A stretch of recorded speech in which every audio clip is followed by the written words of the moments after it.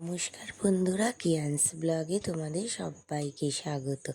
আমি খুব ভালো আছি, আশা করি তোমরা সবাই খুব ভালো আছো। তো বড় অফিস থেকে আসার টাইমে একটু মাংসের বেঁচে যাওয়া অংশগুলোকেই নিয়ে এসছে।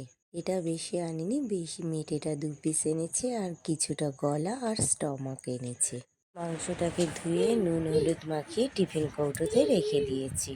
পেঁয়াজ ভেজে নিলাম, তার উপর দিয়ে দিলাম আদা রসুনের পেস্ট, জিরে ধনে লঙ্কা সব কিছু দিয়ে মশলাটাকে বেশ করে কষিয়ে নিচ্ছি। ততক্ষণ মশলা কষিয়ে তোমাদের সাথে একটা কথা বলছি, তোমরা যারা যারা এগুলো খাও না একবার রান্না করে দেখতে পারো, খেতে খুব সুন্দর লাগে। আমার তো ভালো লাগে, আশা করি তোমাদেরও ভালো লাগবে।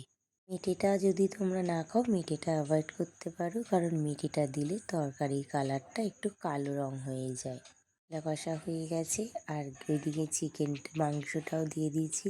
মাংসটা দিয়ে গ্যাসটা কমিয়ে আস্তে আস্তে কষিয়ে নিচ্ছি। এই রান্না করতে গেলে তোমাদের কড়াইতে বেশি তেল দিতে হবে না, অল্প তেলেই হয়ে যায়। আর আস্তে আস্তে ঢাকা দিয়ে করতে করতে দেখবে অনেক তেল ছেড়ে দেয়। রাত্রির বেলায় রুটি দিয়ে খাওয়া হবে, তাই আর আলু দিইনি, একটু কষা কষা বানাচ্ছি। রান্নাটা হয়ে গেছে। আর যদি ঘরে একটু ধনে পাতা থাকতো তাহলে ধনে পাতা একটু গার্নিশে দিয়ে দিতাম, আর একটু উপর থেকে গরম মশলা দিয়ে দিই। এই মাংসটা খেতে এত সুন্দর লাগে না, রুটি বলো ভাত বলো সব দিয়েই খেতে ভালো লাগে। রান্না হয়ে গেছে, এবার রুটি করে নেব, রুটি করে খাওয়া দাওয়া করে নিতে হবে।